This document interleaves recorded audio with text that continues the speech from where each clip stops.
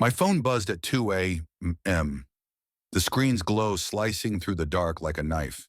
8 years ago, I was a reckless fool.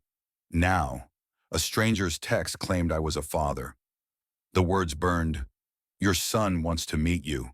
I was 26 back then, a bartender in Chicago with a smirk that could charm the stars from the sky. One night, after too many whiskeys, I met Lena at a dive bar. She was all sharp wit and sharper eyes, a traveling photographer with a laugh that made the room feel warmer.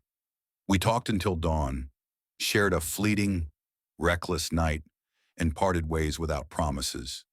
I never saw her again. Life moved on: new job, new city, a stable girlfriend, Sarah, who made me believe in forever. But that text, from a number I didn't recognize, dragged me back to a night I'd buried deep. Lena's message was blunt. "His name is Noah.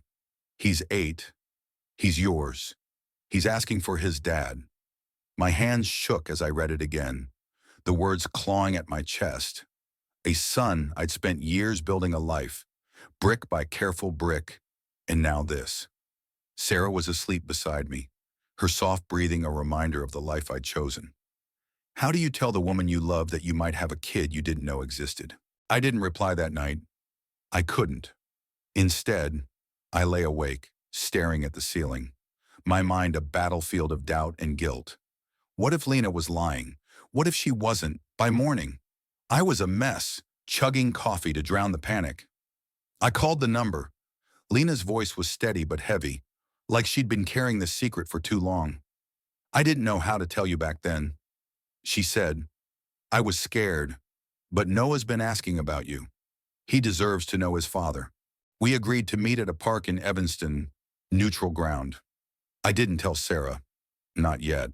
The drive felt like a march to judgment, every mile tightening the knot in my stomach. When I saw Lena, she looked different, older, her eyes lined with a quiet resolve.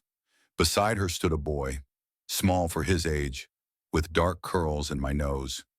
Noah. He didn't run to me or smile.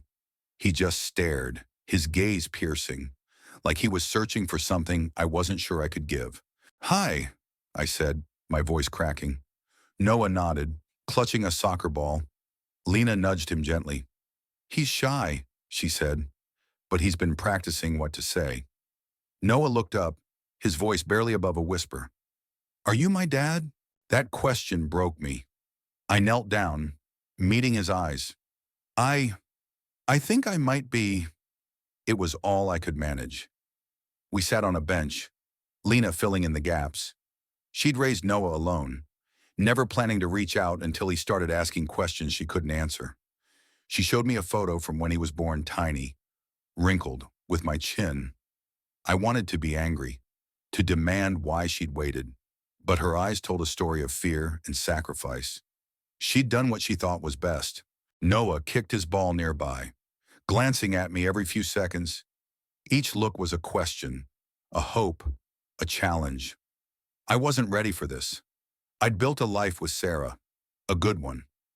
We were talking about marriage, a house, maybe kids of our own. But Noah wasn't theoretical. He was real, flesh and blood, and he wanted me. Over the next few weeks, I met Noah in secret.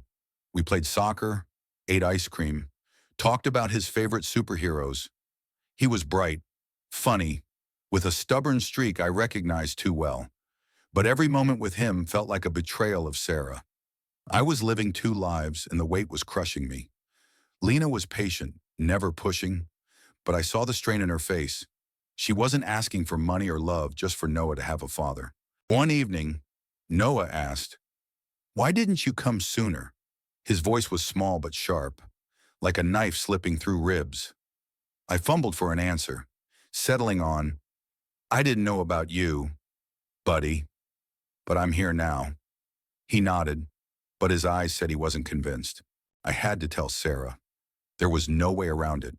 One night, after dinner, I sat her down. My hands were sweating, my heart pounding like it was trying to escape. "There's something I need to tell you." I started. Her face shifted from curious to guarded as I spilled everything, Lena.